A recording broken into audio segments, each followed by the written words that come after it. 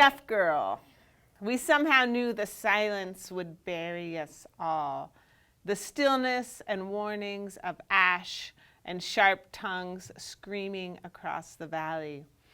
I'm a deaf girl in a volcanic world, my drums ruptured and lulled, no longer willing to boom, even in this fertile opening of a new year.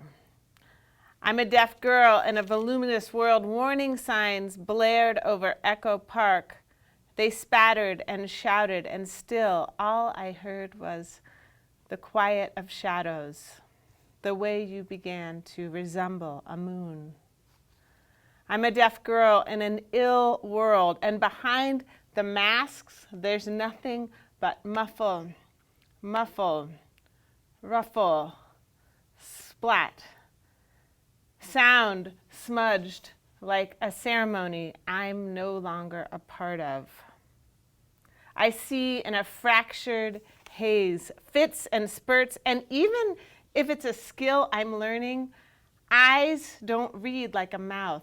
Ears don't read like eyes, the shape of lips, the placement of tongue, upturned or tight, open or afraid.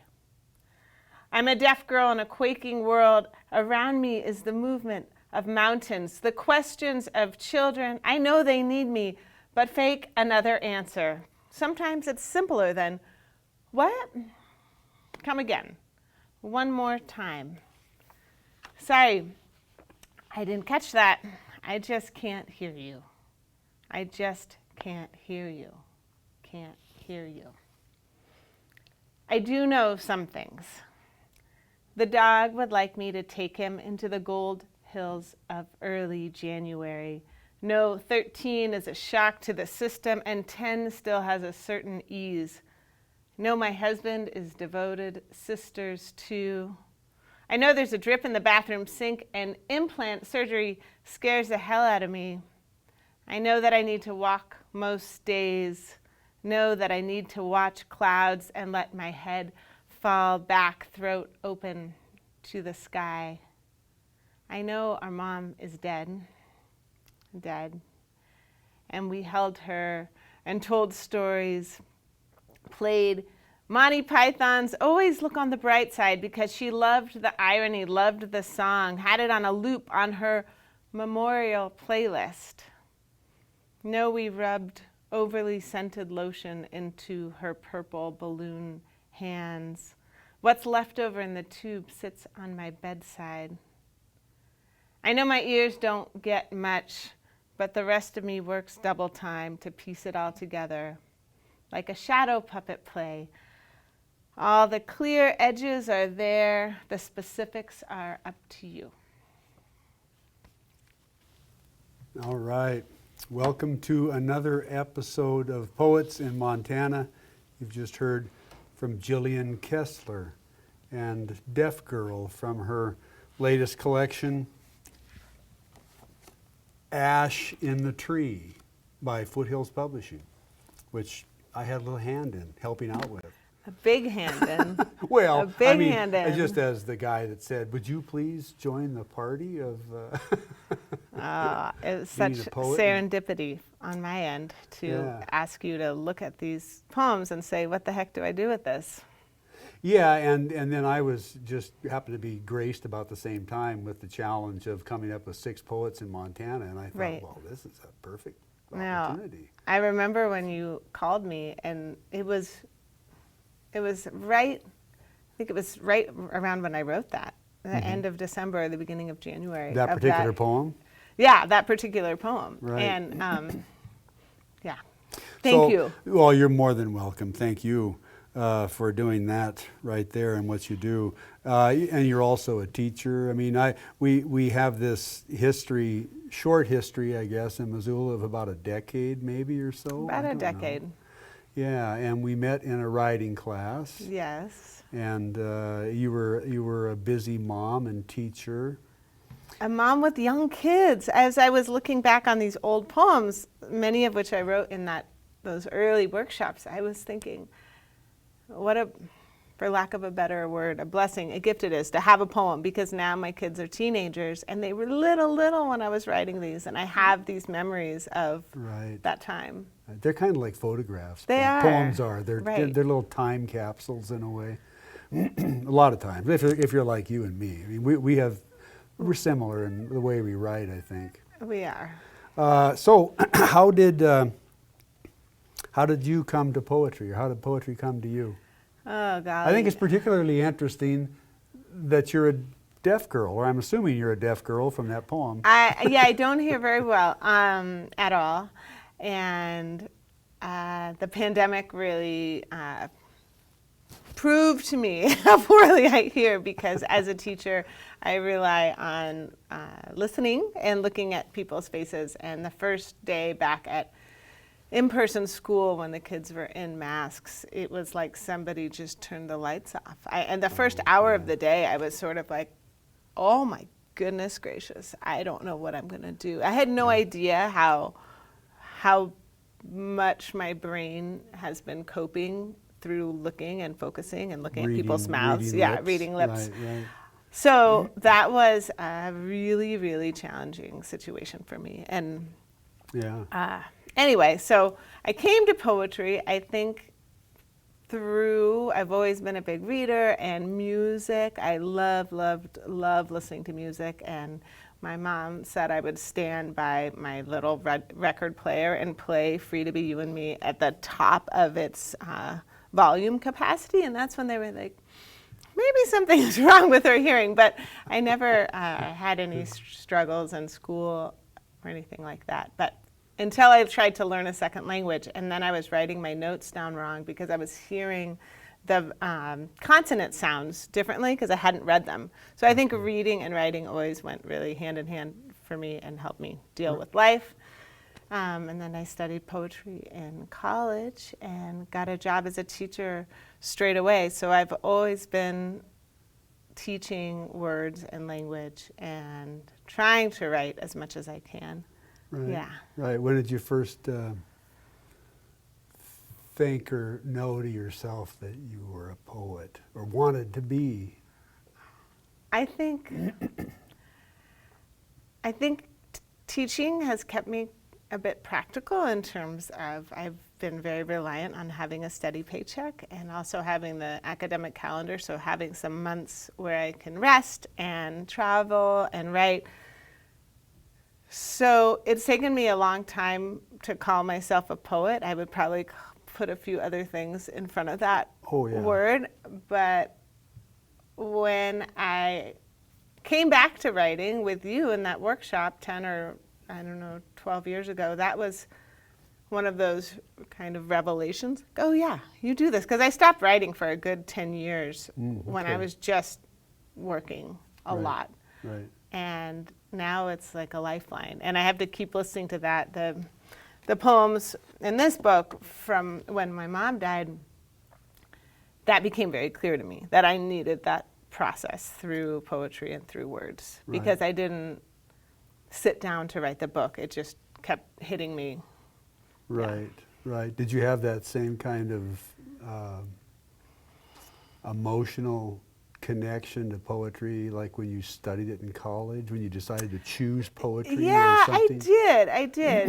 It definitely, like for many of us, helps you through the hard times. And it also connected me to the people that I wanted to be around when I was in school.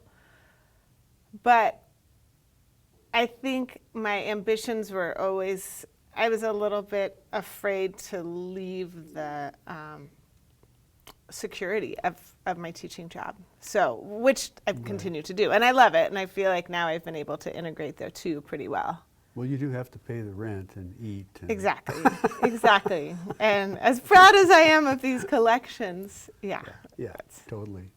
Well, why don't you read us something else? Share another poem with us.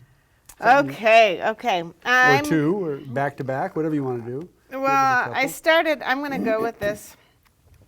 I started with this poem, Deaf Girl, that kind of introduces you to me, the reader, to me, who I am.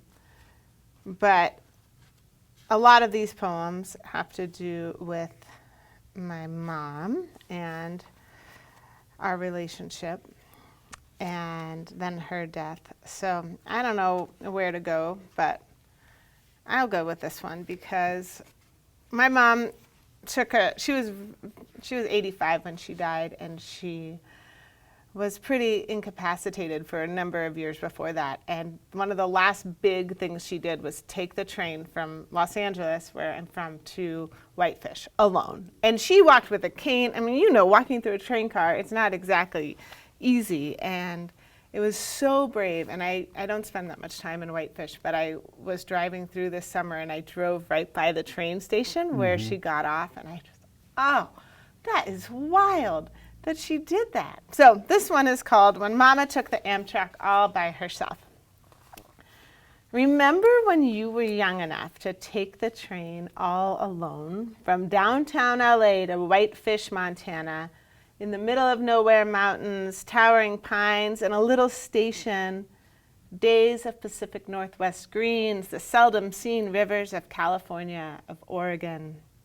How did you maneuver with your cane down the rickety corridors, the chug and pulse of such movement, the distances, asking brazen questions of the men in uniform, their jaunty hats and polite formality?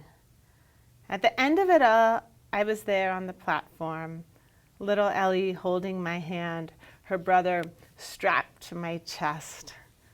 You were all my prizes, gathered together, huddled up in my arms, all my stars, collided on a glorious galaxy of open spaces and blue skies.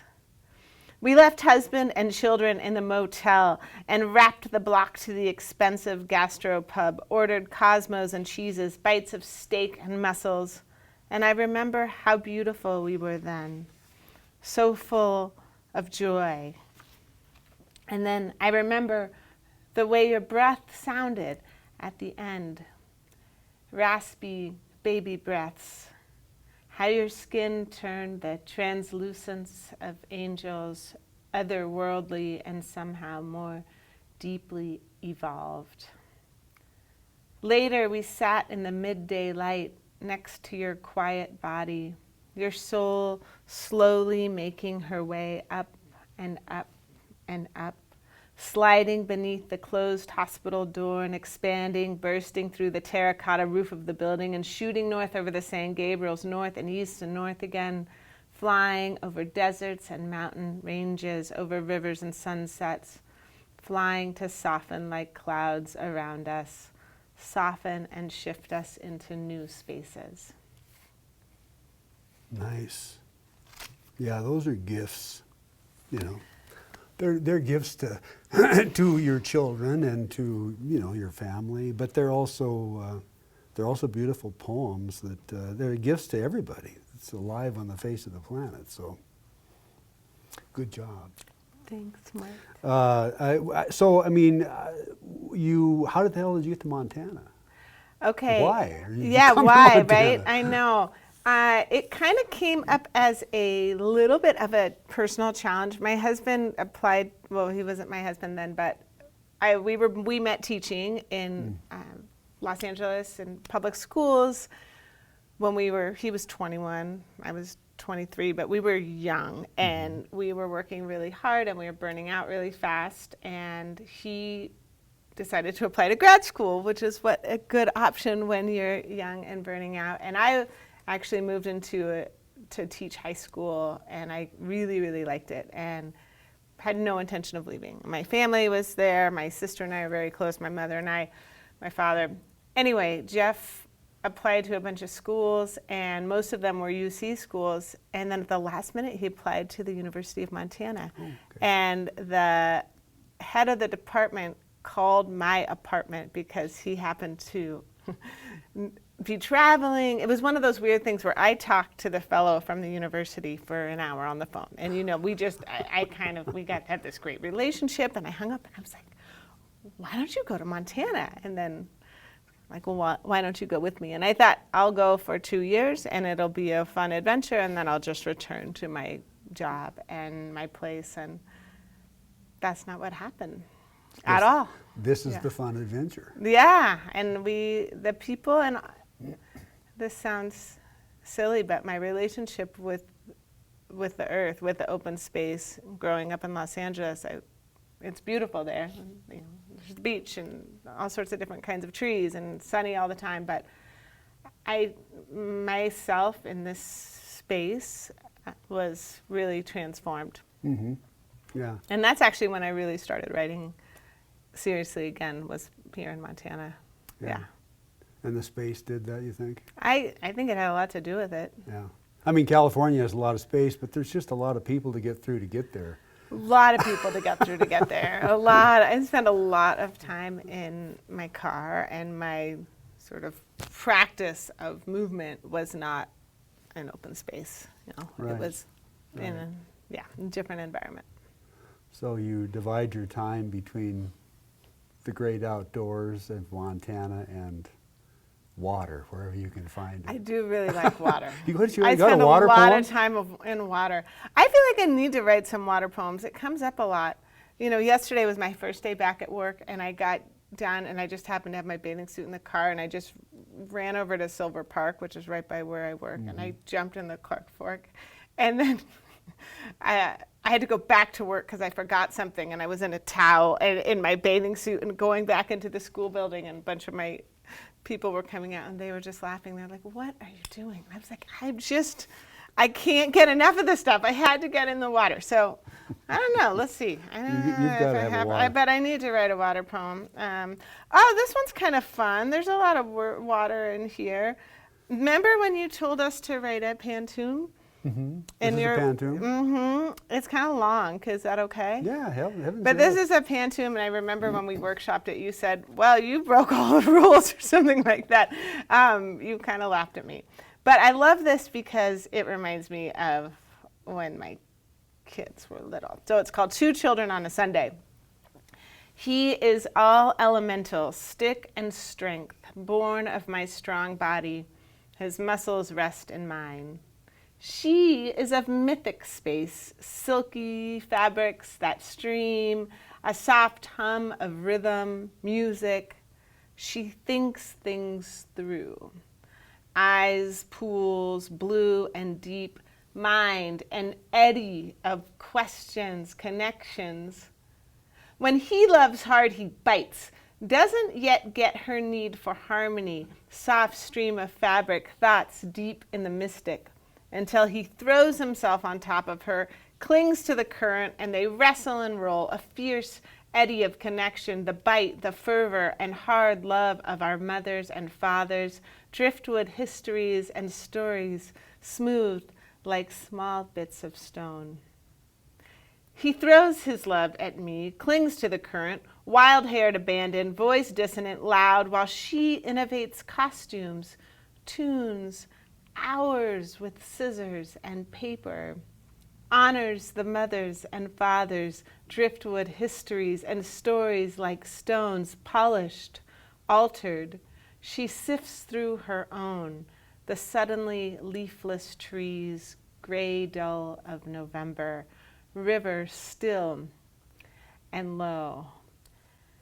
After hours with scissors and paper, costume alterations, headpieces, she says, "Mama, I have a secret. I'm actually a mermaid with a golden tail." And she splashes her gold against the suddenly leafless trees, splashes light against the dull of November, across the still river, thick curls wet down her back, eyelashes drip diamonds in the early, quiet evening. "Mama, I have a secret. I'm actually a transforming ninja, and I have powers to defeat you." And with a few pow-pows, his mighty make-believe sword, he flies from the stairs, thick curls, wild sprigs of rebellion, eyelashes drip diamonds in the early, quiet evening. "Stay with me, Mama, stay with me. I never want you to leave this room, never." With the assembly of another make-believe day, night, we land in the dark, feel our way. Eyes, pools, blue and weary. "Stay with me, Mama, stay with me. All elemental blood and bone, born from this body, the still river. our muscles rest. Wonderful. I mean, everybody should break all the Pantoum rules to write rules to write a poem like that. That's a great poem. I remember that poem when you started reading it, you know. Yeah. And you know, it's just so much of your work comes out of family and the outdoors and just the rich detail. So I think that's a great poem. Why, thanks. What do you want to follow that up with? Oh, golly Moses. Well, I have to say I'm kind of having fun with these old poems, and I can go back to my dead mom poems soon, which is what I was going to call that book. Yeah, exactly. But, you know, grief is such a process, and I feel this lightness right now that I haven't felt for a couple of years between her death and the pandemic and everything that came with that as a teacher. It's been a pretty heavy time. So reading these feel a little bit lighter. Yeah. And then I just turned to a really dark one, so maybe we shouldn't read that one. No, you know what? Let's do it. It's a fun one. I'm really, can I read a poem about my childhood? Yeah, I hope Which so. I think might have been the first thing I wrote in that first workshop. And I had a lot of lovely things about my childhood, but I grew up on an 8-lane highway. The cars went, I don't know, 45 miles an hour, and there was a big median down the middle and big street lights, and we weren't really allowed to play outside very much in the front yard or in the front because there were, like, the Night Stalker was a thing. I mean, there was a lot of chaos and violence. And so this is from one of my earliest memories, and I will tell the story through the poem, and hopefully it becomes clear. It's called Bottleneck. 1. I'm digging way back, like you said. You said that, and that was our assignment. You said dig way back and write about it. I'm digging way back, like you said, and keep coming to miles of lights. The highway, a snake slinking ever slowly towards congestion, alleyways, and one bloody handprint. The couple next door in a big fight, a bread knife in his hand, her cut and crawling down the alley to our back gate, the doctor's house. When my dad found her, he put his whole arm down her neck, used a hand towel to hold back the blood. And when they tear gassed the little white house next door, only the boy came out, lost and slow. 2. Sleepaway camp in the mountains made me anxious.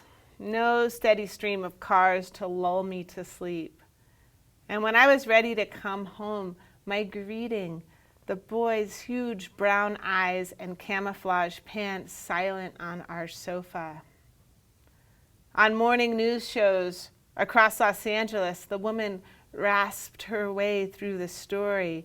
My father, always the hero, though the bloody print was never painted over. The cars continued to drive too fast. There you go. There's a portrait.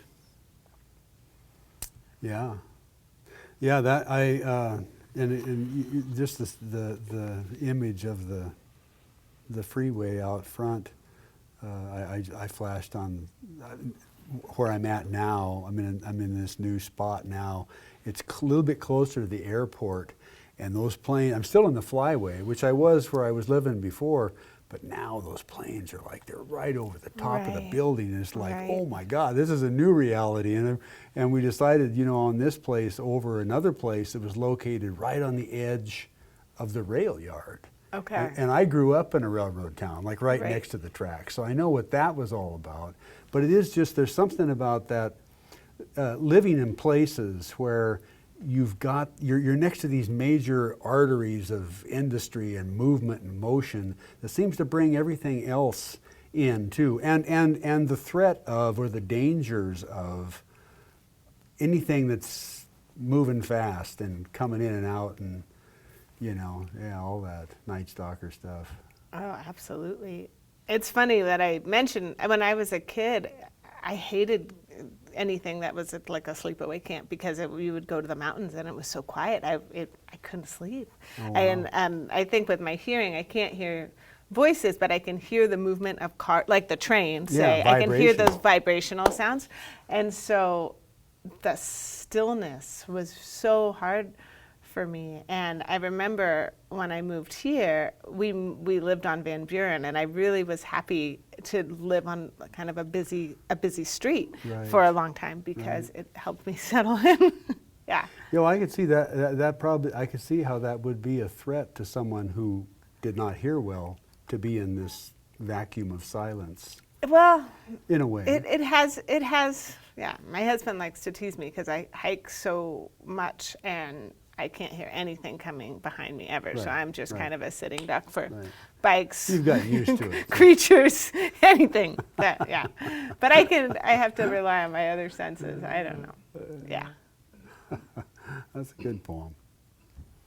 Well, what else?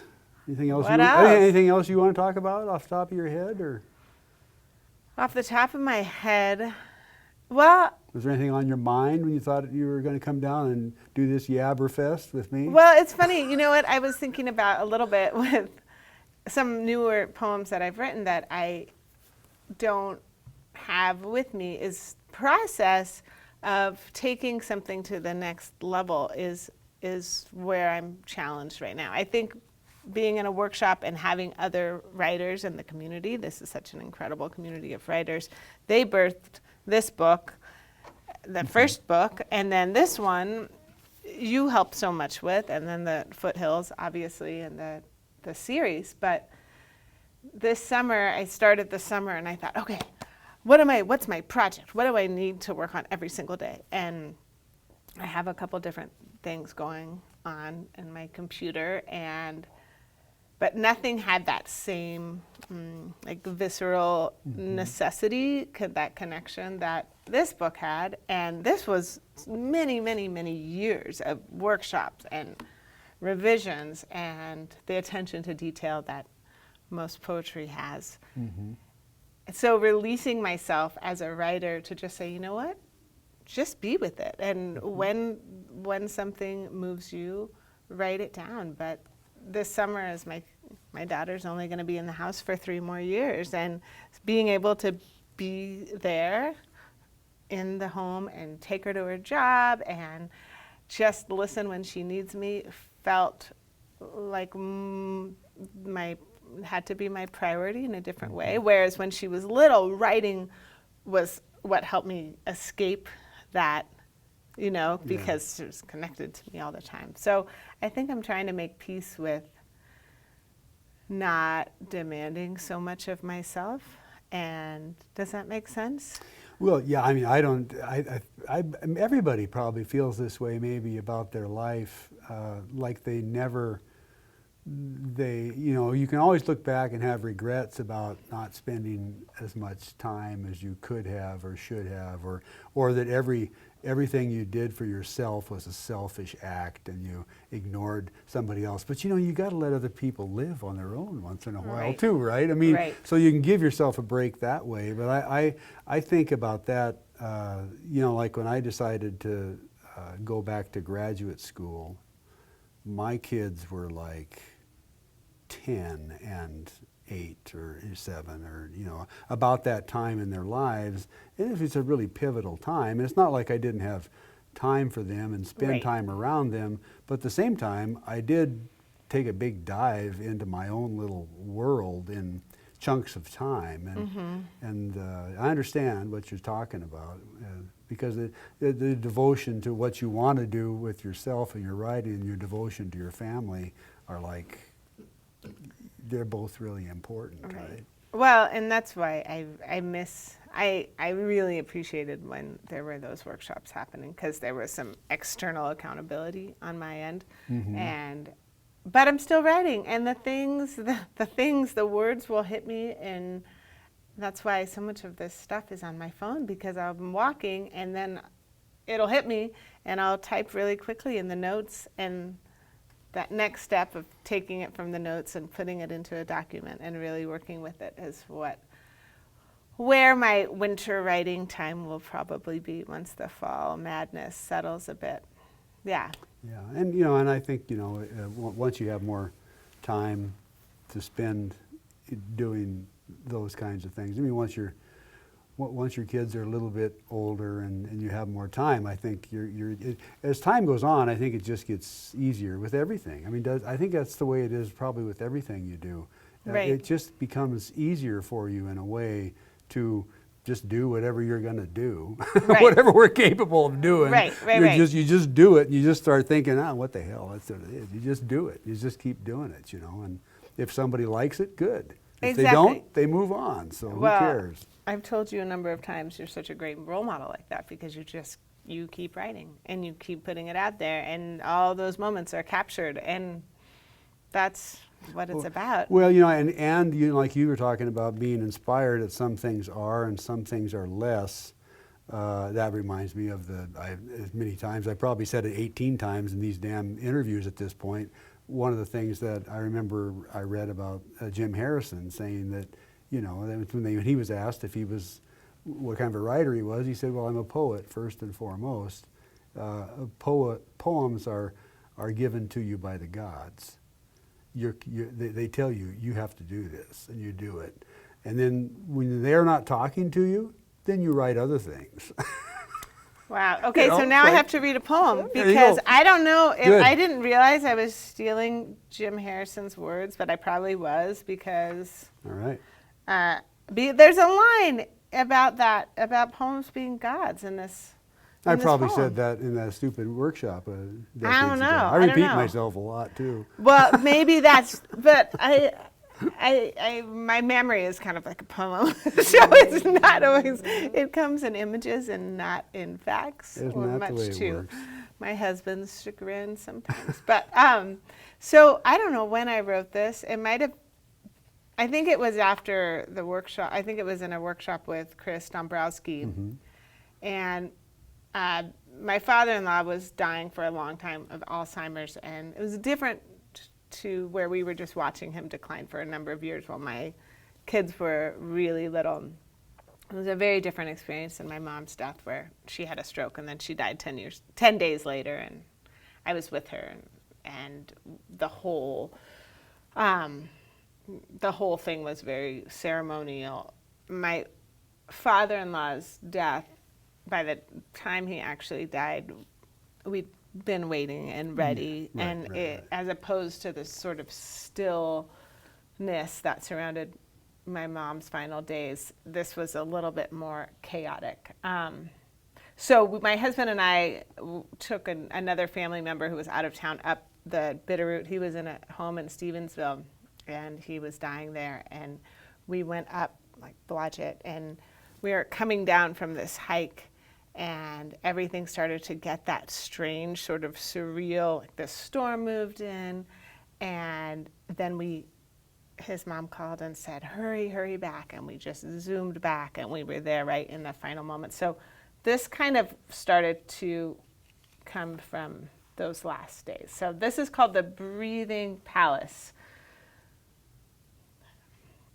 The death rattle is right in my frequency, like the vibration of logging trucks, the way I fear earthquakes irrationally and at my core.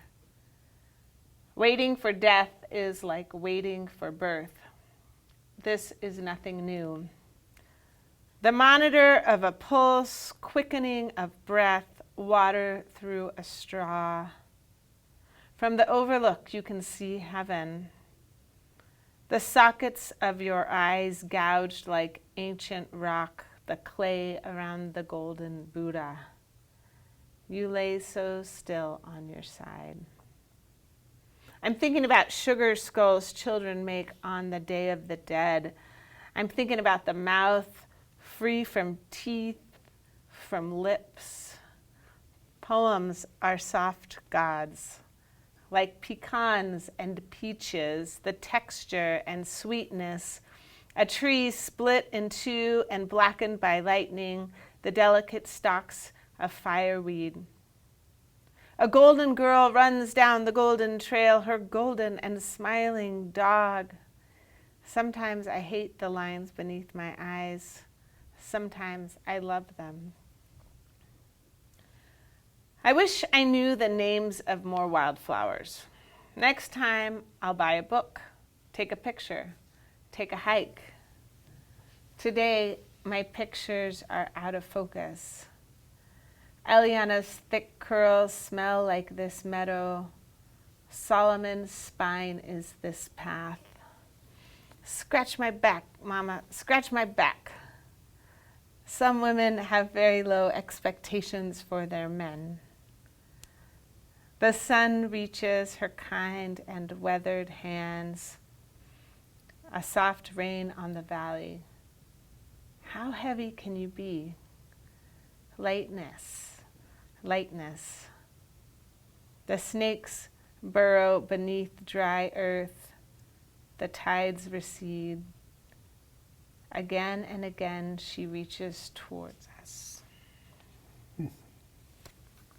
Sweet. I love how your poems are alive. Yeah, it's They're in the world, you know. They're with people and place. And I didn't think that that poem. It's so neat to return to something that you haven't read and thought about in a really long time. In that sense, right. Yeah. And sometimes it even seems like maybe somebody else did it. Yeah, absolutely. I'm telling you, I was feeling that way as I was preparing for this. I was like, you wrote that? Yeah. Dang. It was just sort of this, I was kind of impressed with myself. And even as I was looking through the stuff that I write in my phone that I haven't even looked back over yet, a lot of the stuff from the past 6 or 7 months, I was like, oh, you really should do something with that one.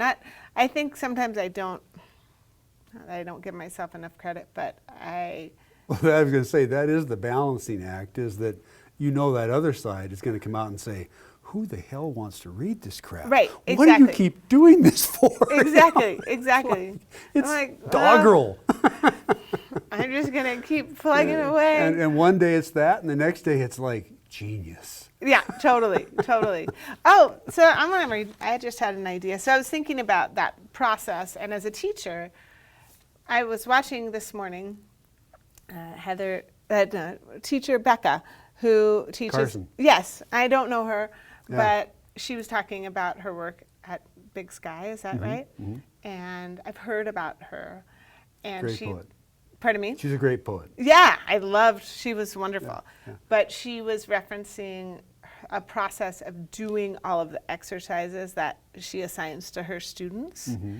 And now that I'm coming into a new school year that starts tomorrow, I have been thinking about what great advice that is. And often I do that, but often I'm walking around and making sure everybody's doing what they're supposed to be doing.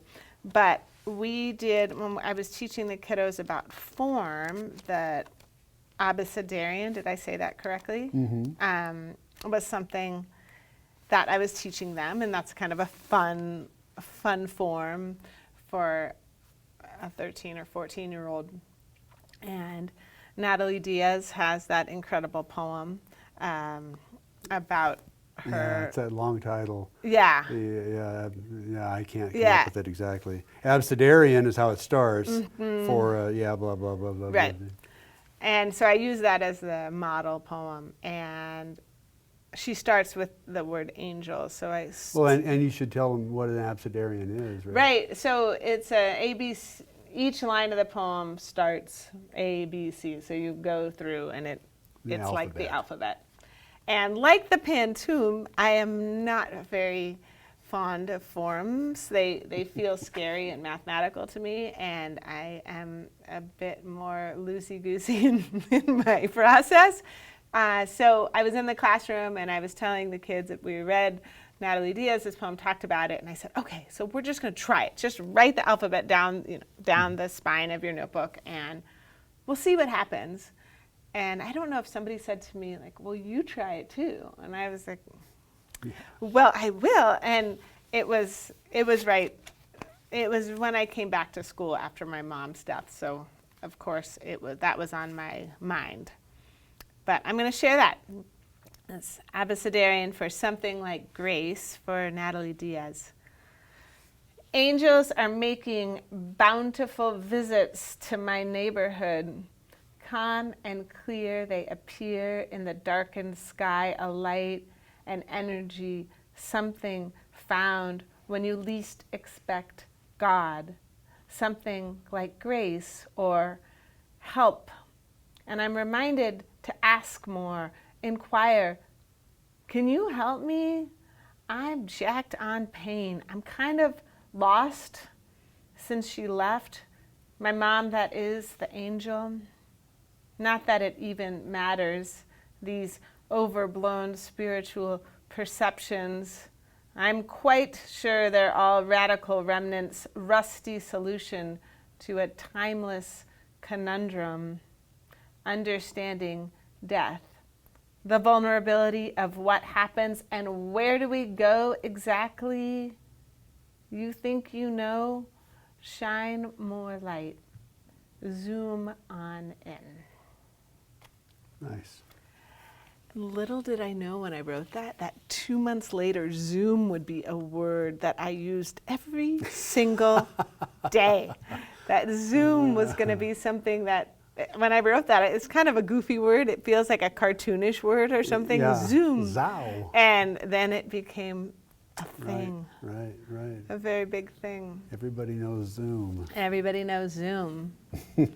Absolutely. Well, what else do you want from me, Mark? No, I don't know. I mean, I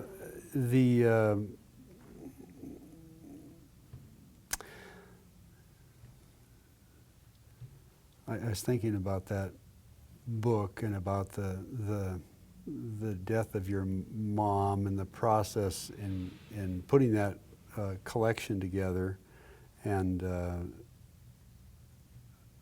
did you have to pare poems down, or was it pretty much what you had was what you went with in terms of the book? Well, I had more. Remember, I had too much, and so I had to really. That's right. When things are rough, you know. Actually, my sister, my older sister, we were getting into the elevator. I think I write about this in one of the poems when we learned that there was nothing left to do, and we were bringing her to a different room, and we were getting in the elevator, and she looked at me and she said, "You better write this down." And so I started to write it down. And so from those notes, again, in my cell phone, were a lot of details that if I hadn't written them down, I would have never held on to. So I'm so thankful. That's key. It's key. I think it is key. I mean, it's like Dave Thomas always has that little spiral pocketbook on him, you know, walking around town. Because whenever he sees something or whatever, he just makes a little note. Because we always think, it's like those dreams, right? Right. That you think, oh, this will make a, and then Oh, yeah. they're gone. You can't bring them back. You can't remember what the hell. And you got to write things down, scribble things down. In this whole process, I've just been going through this moving process, and what a nightmare going through my state of affairs and cluster of mess. I can't even imagine. But I mean, I just kept finding stuff on scraps of all kinds of different things, you know, whatever. But these little things that were, and you know, you can go. The thing of it is that when the gods aren't, telling you that you need to write the poem, right. You can go to your scrap pile and you can you can see something and it'll be like, boom, that's going to trigger, and that might even invite them back in the process. But there's all kinds of stuff there. It's like, it's good stuff. You don't throw away the scraps. The more clutter, the better. The more clutter, the better. Oh, I have folders and stuffed with stuff. Right. Your kids will hate you once you die, but yeah. you know. Yeah. I know. Maybe I will read that poem about getting in the elevator. Good idea. Let's see. There are quite a few of those. In this here book.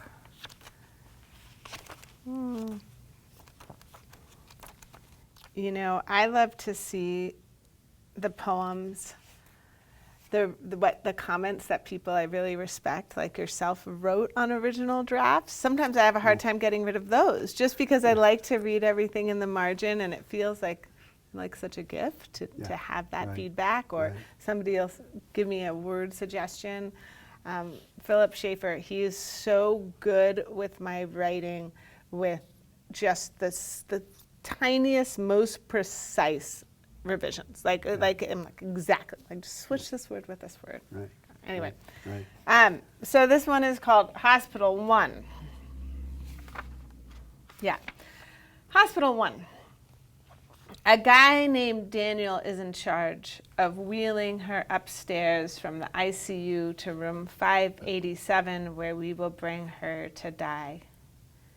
Daniel has a nice smile and a well-kept beard.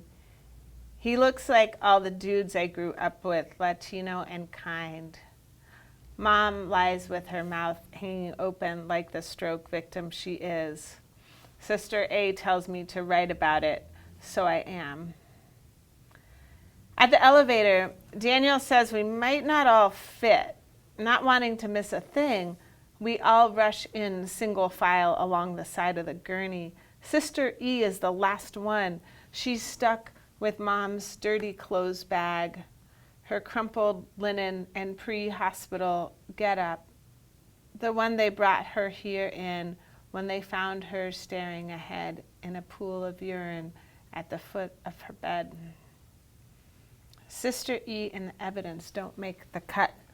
The elevator shuts like a scene out of a movie. During the holidays, the would-be lovers don't connect. The harried shoppers miss the mark, but there's no shopping here. There's nothing but waiting, counting between breaths, not being able to look at her face as it morphs into something frozen and hideous. I have to take breaks from looking. I have to take breaks from heaving, cavernous howls. I have to take breaks from telling her how much I love her. Take breaks from looking at the faces of my sisters. Our eyes can't help but meet again. In the new room, Sister A says it looks like we're waiting for a bus. We're all sitting in a row, waiting for Daniel to get her situated. Daniel's got one hell of a job. Sister W rubs her shoulder. She seems to be staring at the sky now, her face doused in some sort of morbid Vaseline. She's draped in her blue velour blanket, the one I've been wrapped in all day, because when I left her apartment this morning, I was ready for a walk, a quick stop over at the hospital where she was getting better. The rain was finally about to come, the Los Angeles sky a unique shade of slate. I didn't yet know her fate would be all splayed out, all jazz hands leading to nowhere, pinkies together, palms to the sky, the tray, the offering of nothing left. Nice. And the doctor did that. She did this movement, and I don't know if I capture it properly in the poem, but it was sort of this. It was the signal of, and I was reading, they were in masks actually, and that was really hard, so I couldn't understand what the doctors were saying, but I was looking so much at their body language, and this seemed to be a symbol that nothing was going to happen. Yeah. And so surreal. It's so surreal to read something like that now feels further away. Do you know that feeling? Yeah. It almost makes me feel a smidge guilty, like that I can read it without being hit with so many tears. But I know that that's the process, and yeah, the time does time is really the only thing that works in Yeah. that whole grieving process. I flashed on, because I had a similar experience, well, not similar necessarily, but I had a hospice experience with my mother with her dying.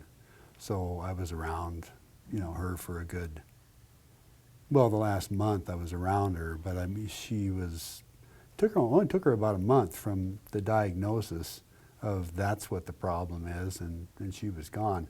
But I was around her pretty solid the last 2 weeks, and so I just have a lot of vivid memories, and I did scribble stuff down because I had opportunity to do that too, because you do, right? Right. I mean, that's why your sister suggested it, Right.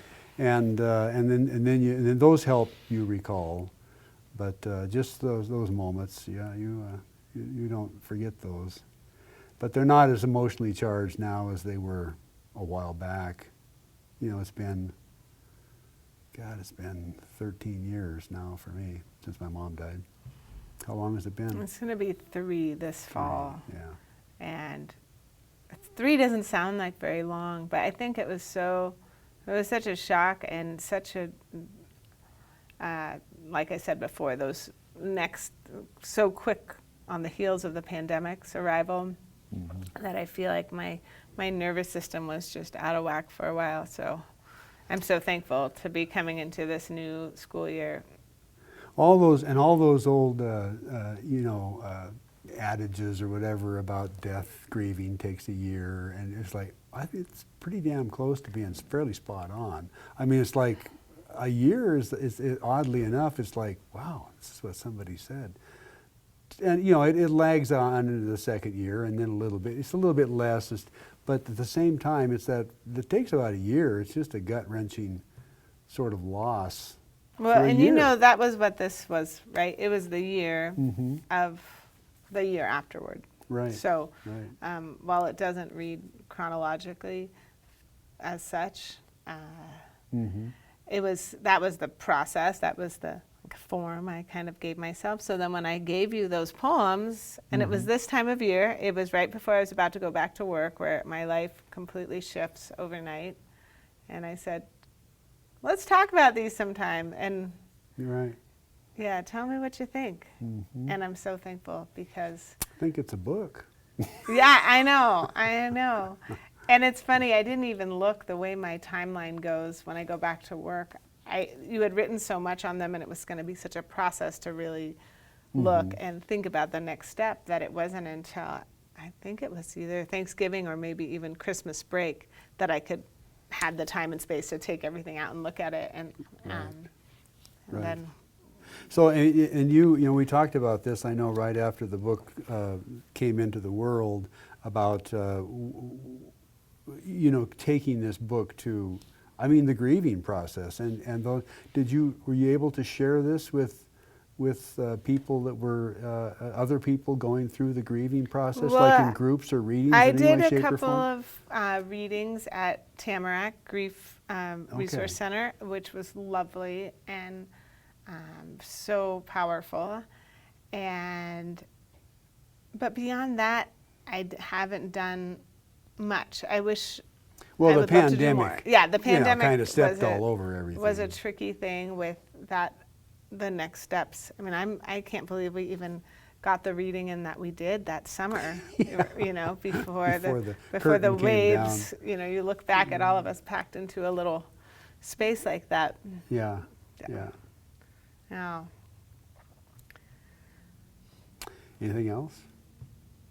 Yeah, one for the road. One for the road. Yeah, I've read about a lot of anything sad things. I'm just trying to read something. Give us a little bit happy.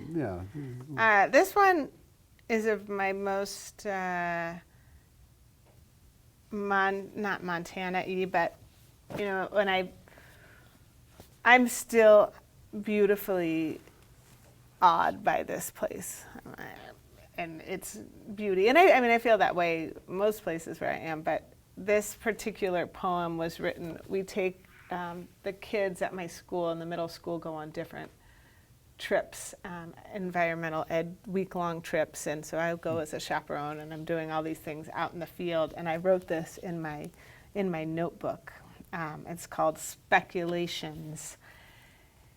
In this open field, we uncover the massive bones of a moose.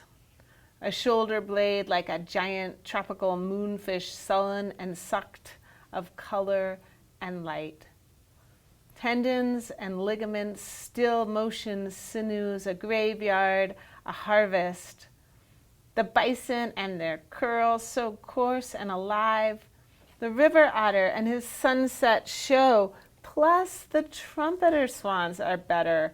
All grace and game on, showstoppers indeed, though I prefer the heron, the sandhill, their subtle and sultry ways, or the robin rising from his round belly, guileless, feckless, and we just want to eat and romp and slow dance sweetly amongst the heavy branches.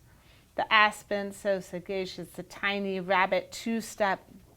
Listen to the grouse, her wild beats. Listen to the coyote, his tracks so smooth like sweet wind. Like the mama sow and her cubs that course down the trail, their weight and warm golden fur, thick honey and taffeta sheen, while the bald eagle, I swear, grazes my head. Look up, check the divine. Everyone's calling at once. Yeah, it's a nice little walk to finish us off. Right? I didn't even plan that. Yeah, that's good. It's like sticking the landing, right? Right. A little Boom. Montana poetry landing. Boom. Boom! Totally. Oh, man. That did happen, though. I saw a bear and two cubs on the trail very close to my house, and then this eagle was just like, push! And I don't know what happened, but it was a weird moment, a weird springtime, beautiful moment. That Montana moment. Montana moment. In poetry. Well, this has been delightful. Delightful as always. Yeah. Thank you so much for having me. Well, thank you for sharing your work treat. with everybody in Montana. So thank you, Gillian Kessler. Pick up Ash in the Tree. You can find it around town, or you can find it at foothillspublishing.com. My name is Mark Gibbons. Bye. Bye.